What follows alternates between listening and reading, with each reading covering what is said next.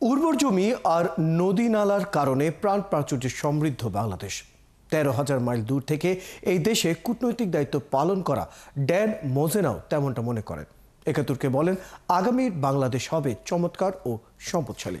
দেশের ৬৪টি জেলা ভ্রমণের অভিজ্ঞতাও তুলে ধরেন ড্যান মোজেনা। সাক্ষাৎকার নিয়েছেন সুফিয়ান ফারাবী। তৈরি পোশাক খাত ও প্রবাসী আয় অন্যতম দুই স্তম্ভ দেশের অর্থনীতির। ৪০ লক্ষ শ্রমিক কাজ করছেন তৈরি পোশাক রপ্তানিতে। বৈদেশিক মুদ্রা অর্জনে রিজার্ভকে করেছে শক্তিশালী। বিগত ২ দশকে এ খাতে বিপুল বিনিয়োগ হয়েছে।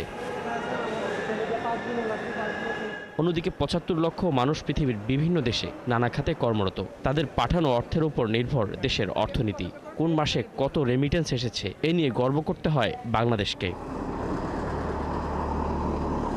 কিন্তু অভ্যন্তরীণ সম্পদের শক্ত উৎস না থাকলে টেকসই হয় না কোনো অর্থনীতি। দায়িত্ব পালনের সময় পুরো বাংলাদেশকে চষে বেড়ান যুক্তরাষ্ট্রের কূটনীতিবিদ ড্যান মোজেনা। তিনি বলছেন, এই দেশের প্রকৃত সম্পদ ফসল জমি আর সারা দেশে ছড়িয়ে থাকা নদীগুলো। How rich the rivers of Bangladesh are, how rich the soil is across that country. Oh, I learned so much about the country, but most especially I learned how gracious and wonderful the people of Bangladesh are. অন্যদিকে বাংলাদেশের গৃহপালিত মুরগি ও হাঁস পৃথিবীর বুকে অনন্য বলে মনে করেন কৃষক পরিবারের সন্তান Dan Mozena. Many people don't realize is how rich the country is.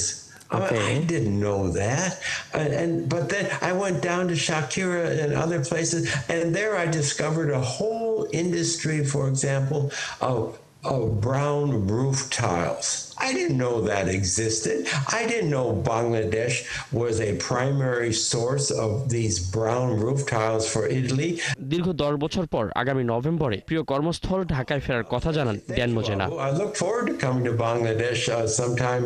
Sufian Farabi, Ekattor, Dhaka.